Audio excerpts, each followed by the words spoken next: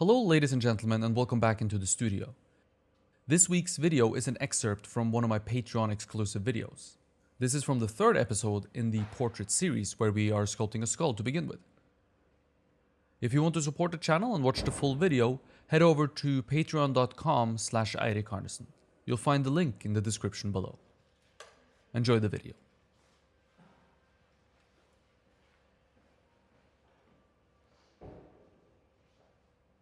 This is pretty complicated stuff. You can simplify the process for yourself by splitting it up into steps, but there is an issue with that as well, even though it is a little bit simpler to understand, perhaps. If you only build contour independently of everything else, then the work becomes very difficult to read. The visual gap between subject and sculpture becomes very, very wide.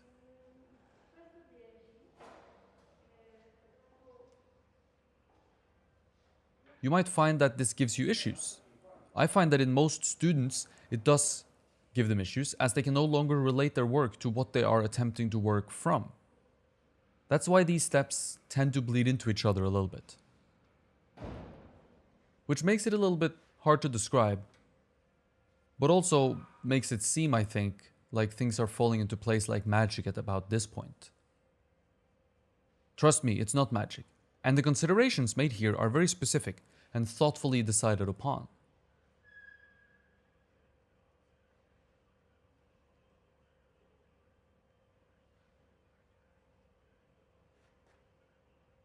Once this process gets into your fingertips a little bit, once the answers you find start to become accurate, things do fall into place pretty fast.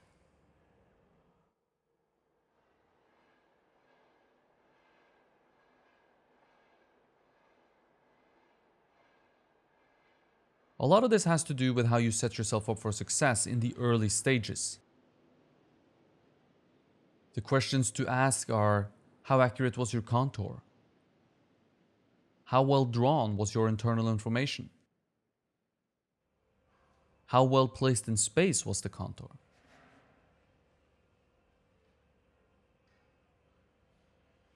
If these three questions are answered well, good, then the work will progress into the steps that I'm taking today without any problem. Adding volume becomes almost a laughable affair where little to no issues rears its ugly head. Hopefully.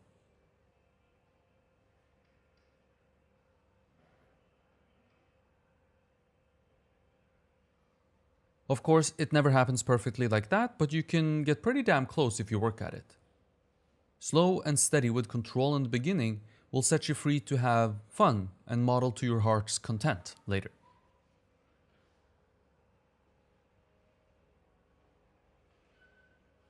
At times here, you'll see me use the Rake Tool and rake down the surface. The Rake Tool gets perhaps a bit too much credit in some circles, and perhaps a little bit too little in others. Here in Florence, the Rake Tool seems to have been vilified for some reason, which I don't agree with, so here's my thoughts on the matter. Like any tool, it can be used in a way that's good and benefits the work, and in a way that greatly damages the work. It's really up to the end user. I use it for a few tasks, and I find that it's very good at the tasks that I use it for.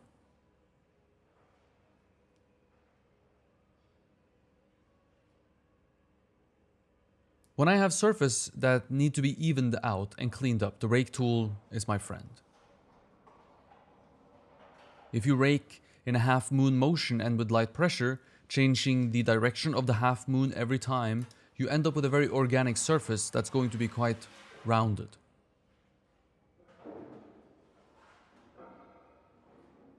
Rough sections where I could tap the clay down, for example, using a wooden tool, are much more easily cleaned up with the light touch of a rake tool. Light adjustments to the contour as well are very easily done with a rake tool. You can use it like you would use sandpaper on wood to gradually alter the contour or crisp up the contour line so that it doesn't read like a choppy pencil line drawn with a big fat pencil, but a crisp line drawn by steady hands.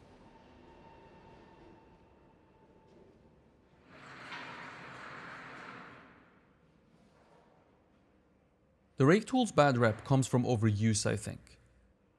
Because it does leave us with a clean looking surface compared to one where clay has been roughly applied, people tend to use it to make their sculpture look better rather than to improve the work. And that seems a little bit contradictory perhaps, but I'll explain.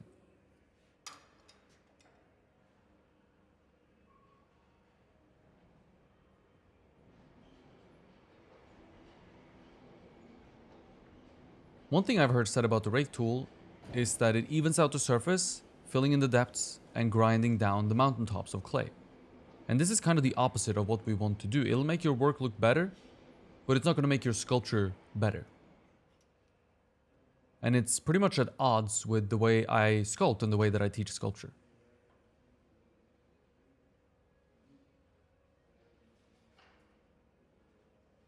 I try to establish high points as points of truth, so it makes little sense to rake them down so they meet up with my low points. And I think a sculpture's greatest strength is the fact that it takes up the same space that we do. Limiting the space that sculpture takes up, reducing its volume in other words, competes directly with what sculpture's greatest strength is.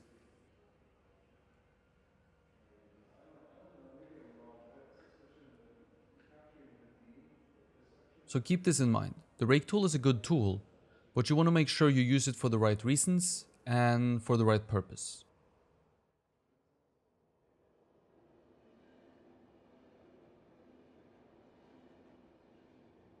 For most issues you'll run into while sculpting, the Rake tool should not be your default answer, however.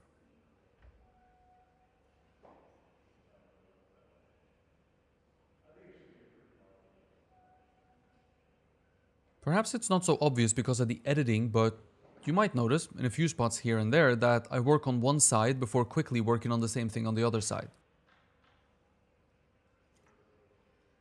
Especially if I'm working from the front view, this should be evident, because symmetry is a concern from that view.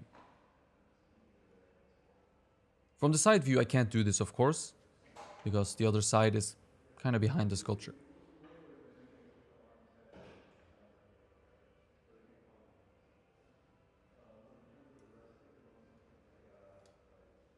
It's much easier to establish symmetry, which we did in episode 1, and hold on to that symmetry while working than it is to attempt to find symmetry when the work is already at its overall width.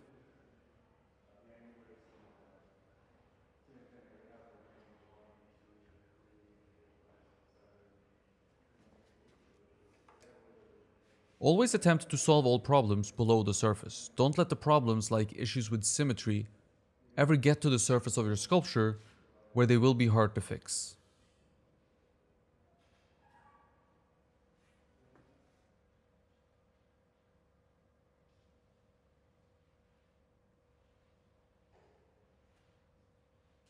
If the problems with your work end up on the surface, they are more likely to persist than to be fixed. And even if they will be fixed, it will often include some sort of compromise that creates issues somewhere else.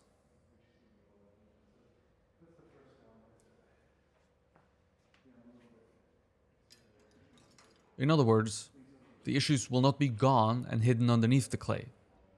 They'll just be shimmied around a little bit into a multitude of smaller issues.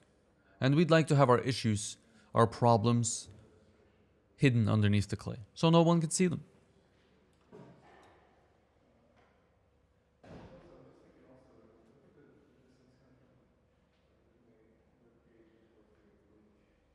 Inevitably, all sculptures end up with some compromises and issues that persist all the way up to the surface. But attempt to solve as many issues early on and underneath the surface.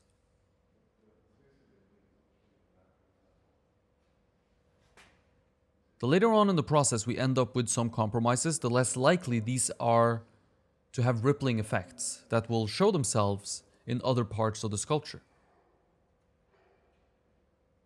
Easy issues like symmetry, or rather controlling the symmetry/asymmetry present in your subject, should be handled by a competent sculptor and dealt with underneath the final surface of the clay.